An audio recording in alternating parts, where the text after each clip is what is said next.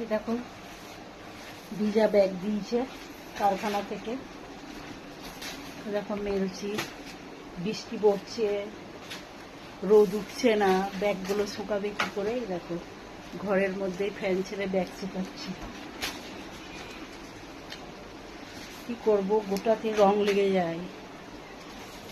আর রাত্রে কাজে গিয়েছিলাম, কারখানা থেকে ব্যাগ নিয়ে আসলাম, এই দেখো সব শুকাচ্ছে, এই দেখো সব শুকাবে।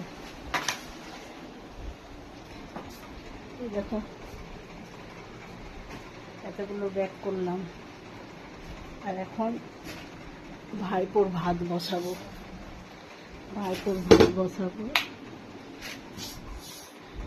চলো রান্না করাই।